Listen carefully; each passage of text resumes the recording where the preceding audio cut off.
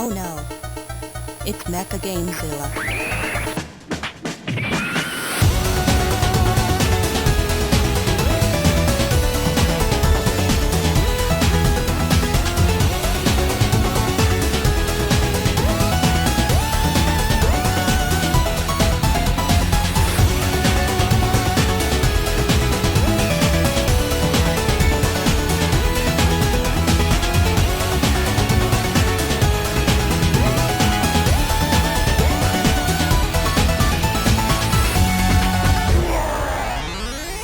Welcome to the machine. The weather outside is frightful, I assume. We can't see it from inside the machine as we sit here, lit only by a single candle. Yeah. And by we, I mean me and... Me, Richie, I'm still here. And David Lynch, of course, still here. Hello. David, what are you planning to get for Christmas? Wookiees. Oh, interesting. I've got one of them myself already, though. Don't say that in front of him. It's quite rude. Sorry. Oh, do you not have one of them? Sorry, David. The weather outside is frightful, but the biscuits are so delightful. So, what have you been playing recently, Richie? I've been playing a lot of Final Fantasy VII. I played that. Yeah? It's good. It's good. Did you see the PlayStation show where they announced Final Fantasy VII was coming out on the PlayStation 4? No, was that like an Did you see this happen at all? No. Oh, I did. Yes, I did. Sorry. And the mass confusion that followed for a few moments. Yeah, where they just bring up the giant Final Fantasy logo, Final Fantasy VII logo, and everyone goes, trousers. This is it. I do remember actually there was a string of tweets as I was following it that it just kept saying things like, oh God, it's happening. Yeah, there was a lot of caps lock suddenly. How do you feel about a Final Fantasy VII remake? Well, one of the things that I'm really enjoying about Final Fantasy VII on the PlayStation is that it's not a big uncanny valley sort of bishy mess with all the English dialogue being spoken too quickly.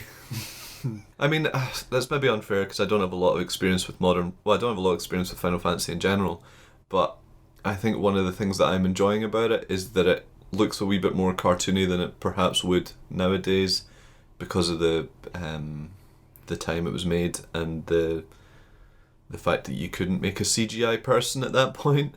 And I'm also just enjoying not having to listen to people's voices. I'm seeing the appeal of that at the moment. What if I had a man from Japan, from head office, on the phone, and he was asking, Richie, what's your Final Fantasy VII remake look like? We're going to get started now this evening. Was he speaking in English? Yeah. Okay, that gets rid of one of the problems.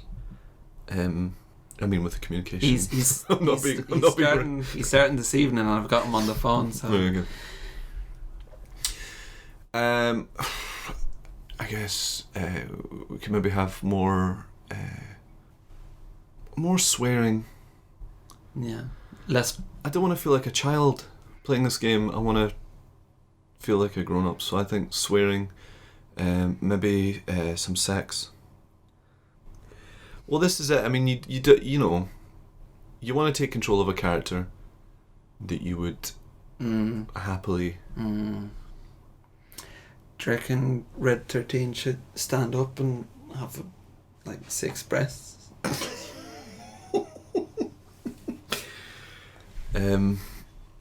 Which one's that?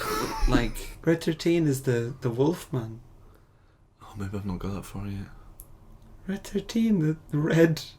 Oh, Red 13. Red 13. Sorry.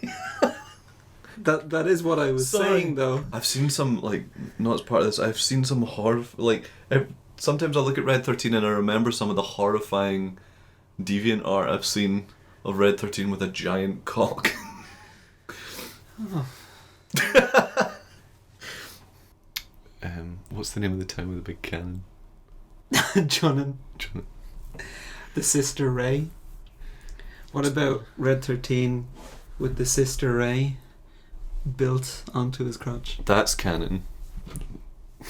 That's terrible. Chicken. Full disclosure, before this announcement, I wasn't aware that Final Fantasy VII was not available to play on the PS4. I was under the impression that all those PS1, PSN games were available. So the announcement actually just made me go, oh, the PlayStation 4 is slightly worse than I thought it was. Yeah. Good job, guys. So I can't play all those actually, I had exactly the same thing, because I'm revisiting a lot of PS1 games that that maybe I didn't catch up on. I mean, after I was on Final Fantasy VII, I really want to try and get into Metal Gear Solid, but the Vita, I spend a lot of time in trains, and the Vita's been absolutely great for playing PS1 games. The fact that maybe I only use the Vita for playing PS1 games is maybe a wee bit much. You mentioned Metal Gear, Mm-hmm. and how you'd like to get into Metal Gear. Have you played any at all? I have played some of Metal Gear Solid, but the fact that I never finished it has got nothing to do with anything other than I just never went back to it. The very first? The very well, first not one. the very... Well, sorry, yeah, the very first Metal Gear Solid in the PS1. I started playing Metal Gear Solid 2 because someone said it was okay for me to do that, but as I started playing it I thought, no, this isn't right, I need to... One thing I'm always curious about when people haven't played Metal Gear Solid games, you know, what with the trailers all being so daft and the storyline being quite hard to summarize. Like, even if I was asked now, I've played all the main Metal Gear Solid games and finished them, but if I was asked, what's Metal Gear Solid about, I'd go, oh. So I'm curious. Tactical espionage, what's the last word? Action, yeah. So, to someone who's outside, I want you to tell me, what is Metal Gear Solid about? Take it away. Jesus Christ. My impression of what Metal Gear Solid is about is, I mean, I follow a lot of people and I'm friends with a lot of people who love it, so I only get tidbits of stuff that's happening and That's what makes me curious. Names of characters, and oh my god, you know what, now that you've asked me that question, it's sort of caused me to think about something I've never really considered before, and that's, what is Metal Gear Solid about? Well, piece together all those little tiny... Remember, it doesn't matter if you're wrong, just give us a go. Would it be safe to assume that maybe in the first one, Solid Snake is working for some government in some country, and as the games go on, the events become a bit more... Oh, God, what am I trying to say? Are they... Is it like a sort of... Oh my God. I'm gonna right, no, hold on. Is there maybe like a Cold War thing going on? You don't ask me, I want you to tell me. Okay. What's it about? My impression of what Metal Gear Solid would be about is that Snake is maybe sent into maybe a foreign government or a foreign agency to try and either gain some information or take something down, and he maybe uncovers something a bit larger that he wasn't expecting, and maybe that's how the Metal Gears come into it. I don't know. Is the Metal Gears in the first? Are you working off the 5 minutes of the first game you played? You're gonna milk that? Are the Metal Gears, the big walk-in Metal Gears, is that what maybe a secret weapon is in the first one, and where, and then maybe at some point Snake goes rogue in a later game, and then. Oh God, I don't know. Okay. I don't know. You know what? Actually, a lot of that is based on what I think the story might be about, just based on how these sorts of stories tend to. Okay. So that's Metal Gear Solid 1 covered. 2, Raiden shows up. You've seen him. He's quite pretty. Yeah. So what's that one about? Am I right in thinking of Metal Gear Solid 2 you mostly play as Raiden? Yeah. Okay. So what's the plot of that? You've already nailed 1. So Metal Gear Solid 2, the story continues. couple of years later. Does Snake go missing? You're not Am I not allowed to? You're telling me. You're telling me what Okay, happens. okay. I'm gonna 100% guess for Metal Gear Solid 2 because I can't even. I'm gonna guess that something happens to Snake, and that's why you're playing as Raiden, and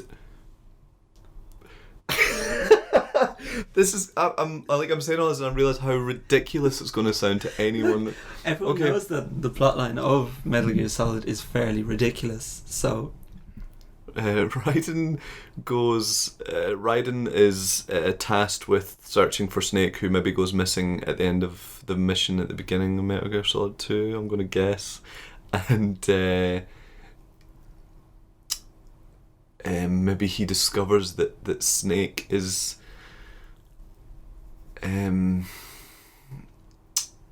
Is that red light meant to be on?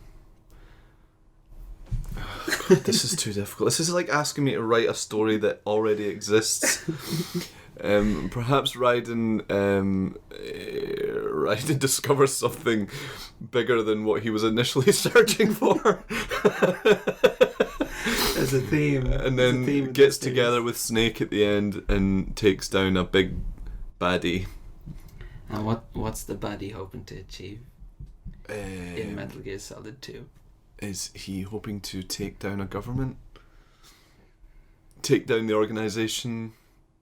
Or is the organisation that Raiden and Snake were working for the actual baddies? And that's why Snake's...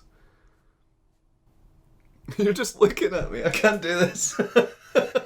We're almost there. So, Hold on. Let me think. So when Raiden finds Snake, he realises that the people they're working for are bad people. And in the end, they kill a big baddie. Yeah, 3's the one that ends with the sniper fight, isn't it? There we go, so that's Metal Gear Solid 2. So 3. I know there's lots of mad characters in there, but maybe I've just laid out the... So what's 3 about? Now I know that Solid Snake is a clone of Big Boss. Is that right? And so maybe 3 is where that's revealed because it's a prequel. And maybe you start playing and you think you're Snake and you maybe turn out to be Big Boss or something. I should say at this So point 3 that is maybe this whole about... section contains spoilers for games that don't exist. So 3 is about the setup of the Metal Gear project, maybe? Or the founding of the organisation. Is it Fox? And at the end you have a sniper fight. Right. Is it emotional? It's patient. Maybe emotional. Okay. So Metal Gear Solid 3 ends with An emotional, patient emotional sniper like fight. a long sit where you where you feel things. So one more. Whoa. 4. So Metal Gear Solid 4 is the last. It's the end of Solid. It's Old Snake. It's Old Solid Snake. And is it all the... There's a lot of plot threads running through them all, so they have to try and be careful with the lore, and they need to tie a lot of things up, maybe. And in the end, Old Snake dies.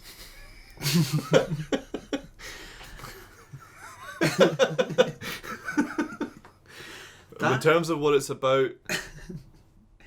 No, that's all I've got. If Snake's a clone, and he's an old clone, is his body maybe dying a wee bit faster?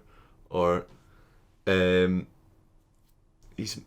has to maybe either go and do one last thing before he dies, or he has to do something in order to save his own life, or... and that's what that's all about. Or either that he's dragged out of retirement to do one more mission. Or it might be both. It might be both. So who's the baddie? Is it he's all da? No, he'd be dead by now, wouldn't he? So it wouldn't be Big Boss. Or would he be some kind of cyborg because he's old?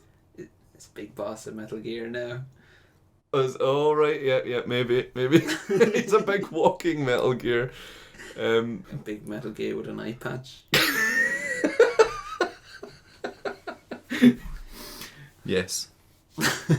Wait a minute, did Big Boss and Solid Snake both have an eye patch?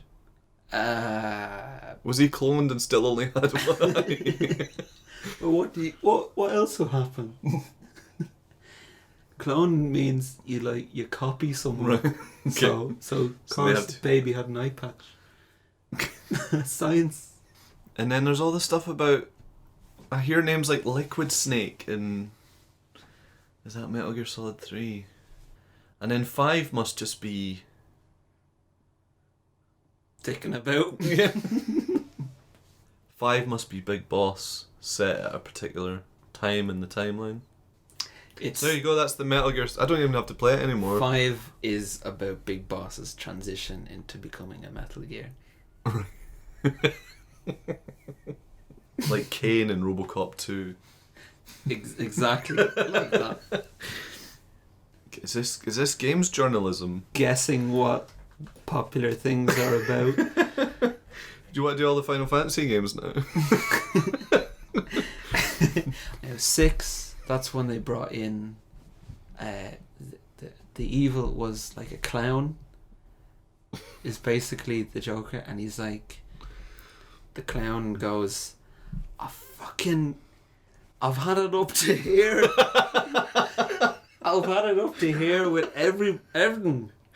So that's got to go. And there's some young ones, and they're like, you can't destroy everything. It's like, oh, but I want to, because I'm raging. It's like, well, fucking sit down, pal. And they grab him and they wash his clown makeup off and hold up a mirror, and he goes, I'm just like you. I realise now I wasn't so different after all. Sad on the inside. So anyway, next up we'll do this, and then it's the Mario games. Marry me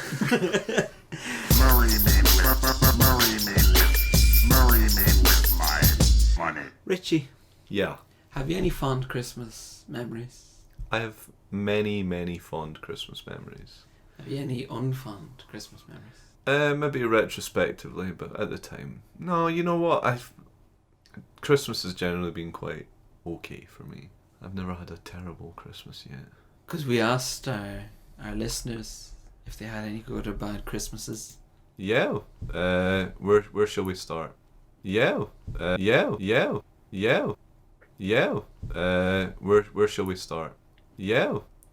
Okay, so Calzo is asking us, telling us his Christmas experience. Got Operation Wolf on Christmas Day and had to wait for the January sale to buy the Sega light gun. Gutted. You had to wait for the January. Although January sale generally starts on December the 26th. Maybe not back then. Maybe not. Okay. I don't remember Operation Wolf. I don't. The Sega light gun. I do Is that kind of Mega remember that. I remember there was a light gun for the Mega CD, but I don't think it was. I don't think it was Operation Wolf. I think it was. Anyway. No, I don't remember Operation Wolf. There was a light gun for the Master System. I think there was a Mega Drive one. The Mega Drive one was the Menacer.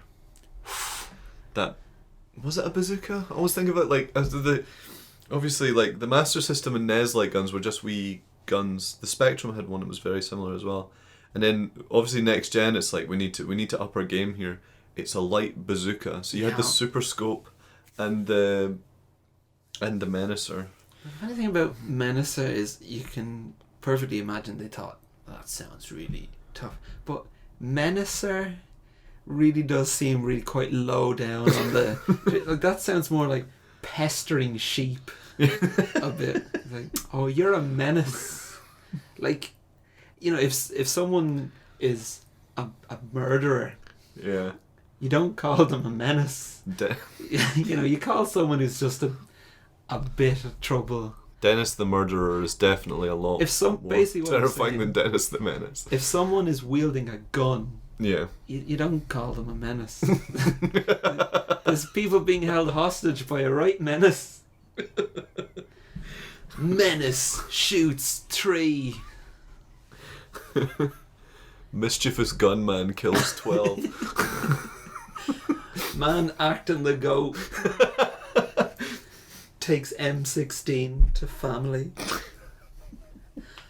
Totally not on, says police. Come on now. Fucking jester. Yeah.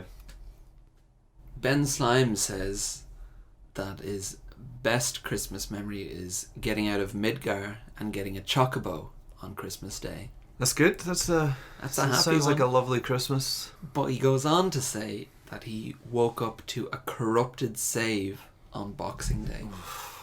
So, big old game of Final Fantasy VII on Christmas Day, stuffing yourself with lots of food, just All that magic. all that magic happening, and the next day you wake up and you're constipated and your save is corrupted. And there's nothing but a sandwich full of turkey bones waiting for you. See, if he says his save is corrupted, I can't help but think he got one of those memory cards that had the big light on it or something. Oh yeah. Or like the Mad kind of Catz. transparent memory card where you could see the... Oof, yeah. Ben Slime, you shouldn't have been cheap. You should have got a proper official Sony memory card. I've never had a corrupted save happen to me. That's... You blew it. you blew it, yeah. Peter Grabowski says that we can't tell if this is a good or bad Christmas memory, but he says getting the N64 with no games. That's really setting you up for N64 ownership, really. How many people are furious right now? I had 2 games. I plugged 250 hours into GoldenEye. Ryan McLeod says, one of my worst Christmases was when I got a video game as a gift. He doesn't say which one, though. Video games as gifts, that is a tricky one. Mm-hmm. Because either you do know what someone is looking for or hoping for, Yeah. or you probably shouldn't. Because you end up giving something that you think is good. I think it's very similar to buying someone a book for Christmas. If the amount of times someone's given me a book for Christmas and I've been like, okay, thank you. Like, I'm not saying I don't read books. What I'm saying is that it's a lot of time to put into something if you need to be sure you want to read it first. But I mean, at the same time, if someone, if they know you, I love receiving a video game that maybe someone who knows me or someone that I trust their opinion, and they'll be like, here's a game I think you should try. And it's a really nice, thoughtful gift because... when it works, it's great. But when it's... You want to say Assassin's Creed, don't you? I got Assassin's Creed 3 off my mum a couple of years ago. And she was very... she understood. She was very... I was like, Mum, I really don't want to come across as ungrateful, but and at that point you threw it out the window. I said, look, what I could do is I could take it back, smash it, and then replace it with a game into the turkey that I would definitely play. But I have to say that my mum's been very good in the past.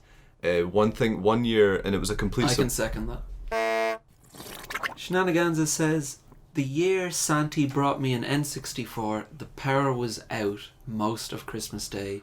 Had to sit there reading a Simpsons episode guide in the dark while waiting to have my life changed by Diddy Kong Racing. That's a pretty bleak one. But it has a happy ending. So, I mean, actually, that's like a Christmas special. How many Christmas specials have you seen where they put the character through the most trying, challenging of just depressing situations, and then they have incredible feel-good ending? That's what that is. That story...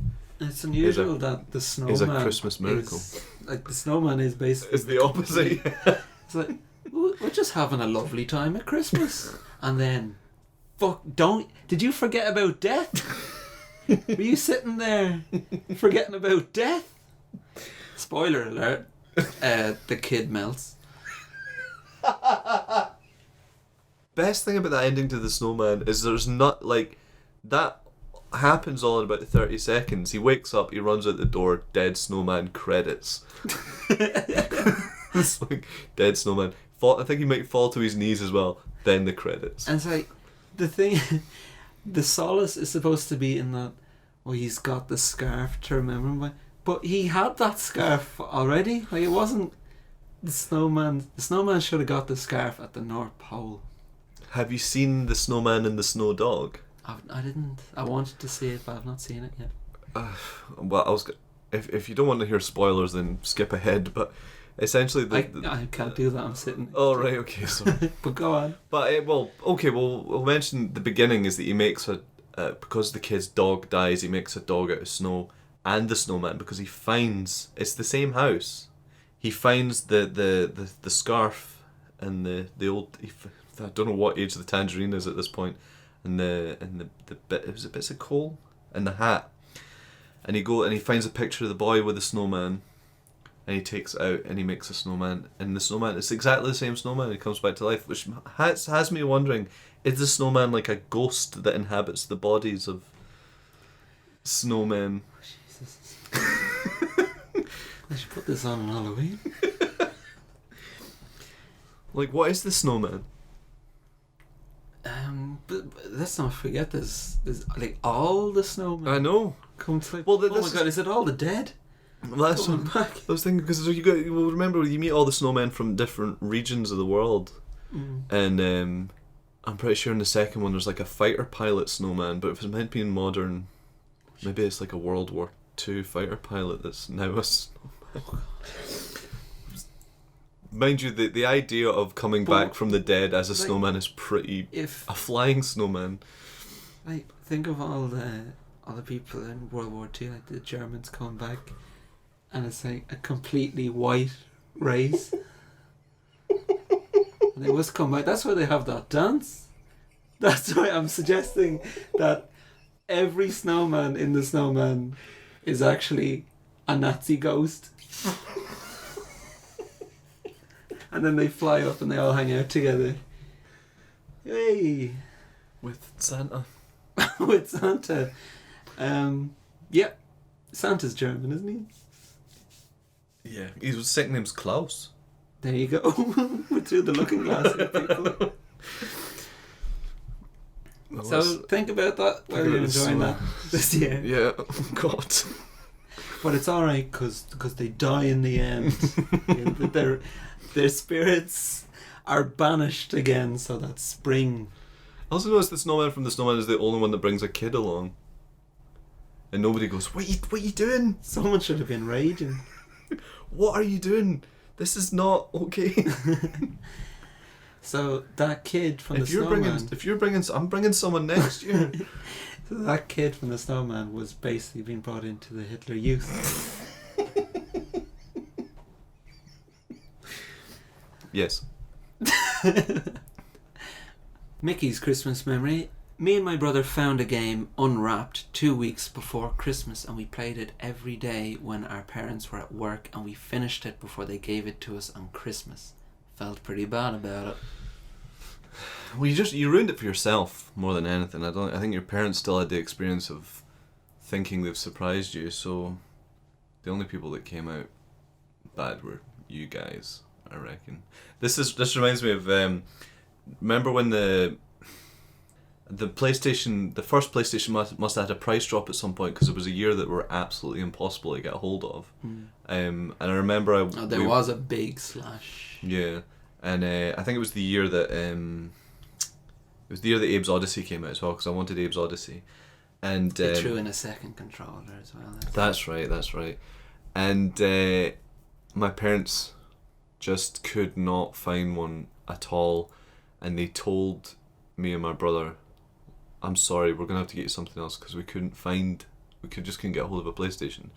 But they'd found a little video shop in the centre of Queensferry that had one on a shelf, and they went and they bought it.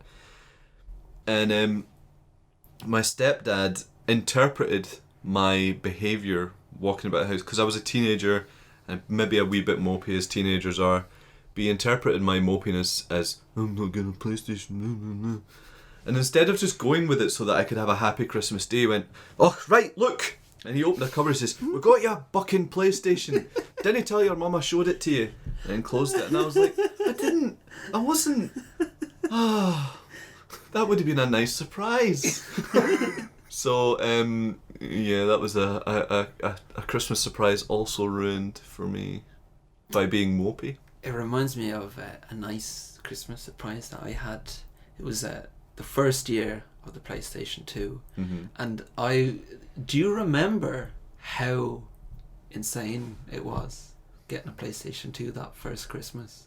And like it was on the news. Really? Like, they would report on it, yeah. So I was fully expecting it was. Yeah. But then the surprise and the one PlayStation 2, Time Splitters, and Tomorrow Never Dies on DVD. I could watch a film on my computer box. Get that on. Look at the quality. The quality of the writing's not great, but Tomorrow Never Dies. But do you also? You might just think I'm mental here, but Ross87 can back me up, and that's the only reason I actually have faith that I'm remembering this right. But when the PlayStation 2 was new and shortages were low, the word from the more barmy ends of and the more scaremongering ends of the tabloid press was that Saddam Hussein had sent people to Britain to get PlayStation 2s to bring back to Iraq because there was a chip in it that is used in missiles. That sounds... It either sounds familiar or it just sounds 100% believable. It's like, this was talk at the time. I'm pretty sure that... Was there not... This was a thing that Ryan and Rab talked about on Screenwipe, but was there not a similar idea that in the 80s in computer programs they used to talk about how like a Russian could go into a shop and buy a circuit board and a chip they could easily put into like a bomb or a missile or something. Yeah. So I can 100% believe that was a story. I mean, you're saying it to me and I've turned it into a thing in my head which makes me think that either it's a memory or it's just I've read something similar. That was part of why there was going to be shortages, because terrorists were going to be buying up PlayStation 2s. Queuing up round Argos. But it was a great way to get sales, because it meant that now not only were you going to make your kid happy, but you were a patriot who was saving the country by buying up a PlayStation 2 before someone from over there bought it and put it in a bomb. Zach says his Christmas memory is my cousin dying.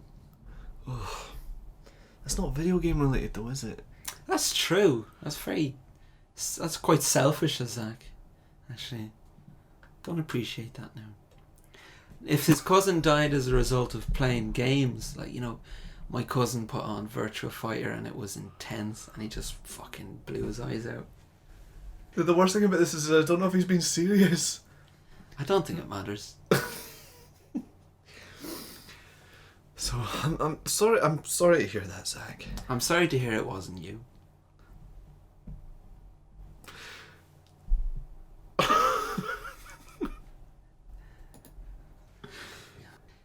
Shoozle says, me and my brother got the same PS2 game and got angry. Turns out I got my own PS2, so we didn't have to share. So his parents has given him the games first. Yeah.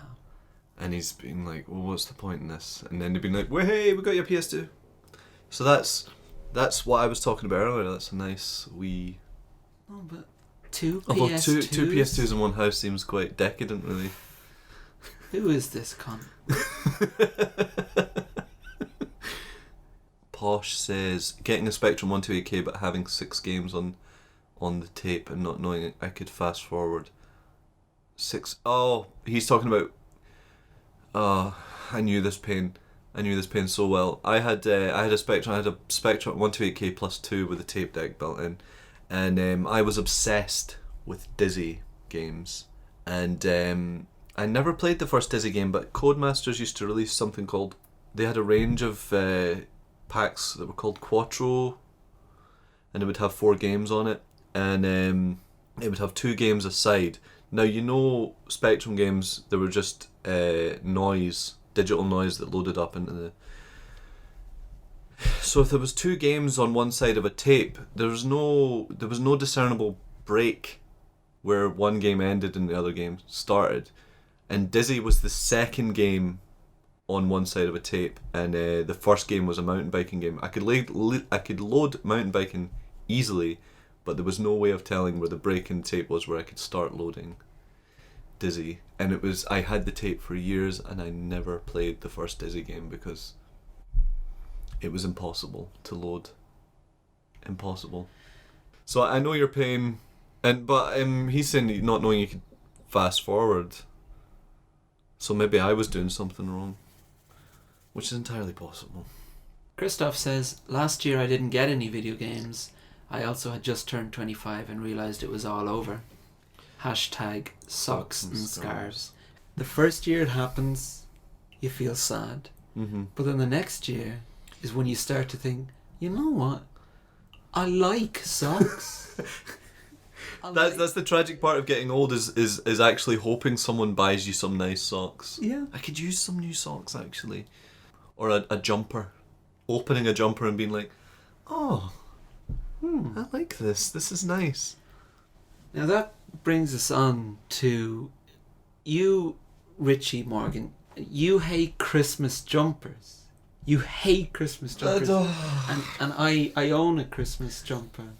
Now, people listening might very well be on your side and also hate Christmas jumpers. Now, can you just explain to me, like, because I know the deep resentment you must feel for me. Where does the hate come from? I feel a wee bit bad about hating on Christmas jumpers now because I don't mind them too much, but I just think there's a bit of a culture of like, everyone buy Christmas jumpers because they're so terrible. Aren't they just terrible and hilarious? And this is so mad, this Christmas jumper. I think my one is nice. Well, your one is quite nice, and maybe I was being a bit too harsh. I just think there's you do get your nice winter Christmas jumpers, and they're really nice, and then you get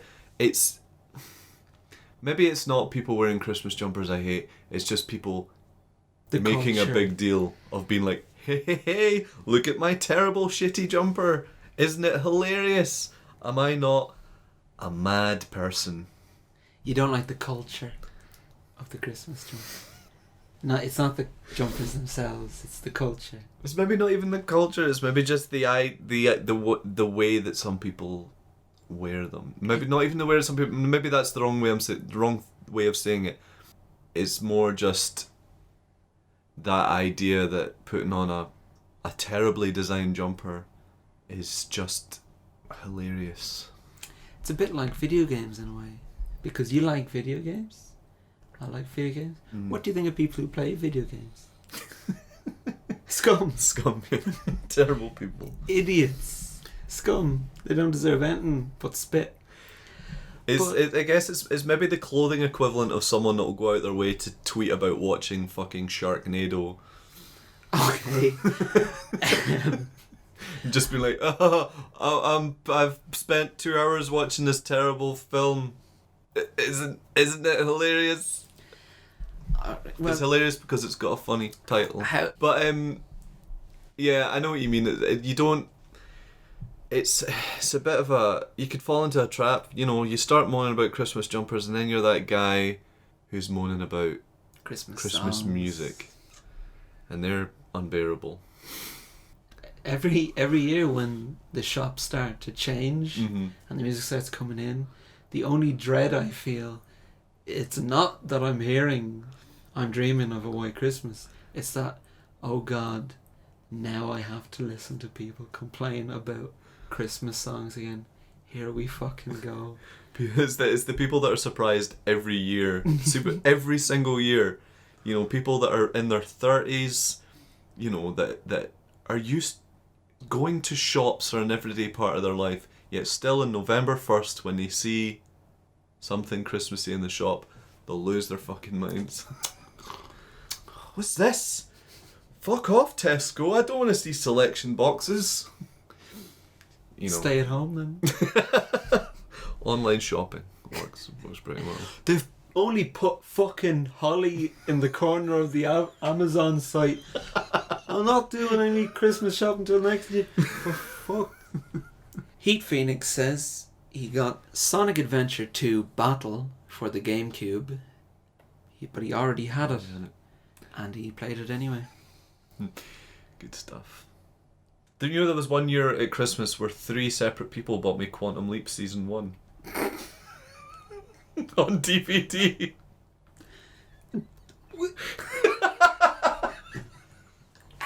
The look in your face is...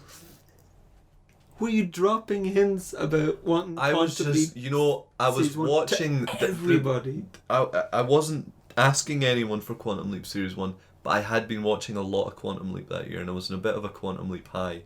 So that was the year that everyone went, shit, Richie likes Quantum Leap, it's just come out on DVD. Because it did, that was the year it came out. And yeah, I swear to you, 3 separate people bought me Quantum Leap Series 1 on DVD. But to be honest, by the time I got to the third person, I had to say, look man, I'm really sorry, but 2 people have got me this already. I think we're going to have to leave it there. Right, thanks very much for joining me at Christmas, Richie. And I've got one last surprise for you. What's that? Where have I got it? You say you already have Quantum Leap Series 1. Yeah. Well, forget it. That's... I'm afraid I haven't brought you in. Okay. I was really hoping for... Merry Christmas.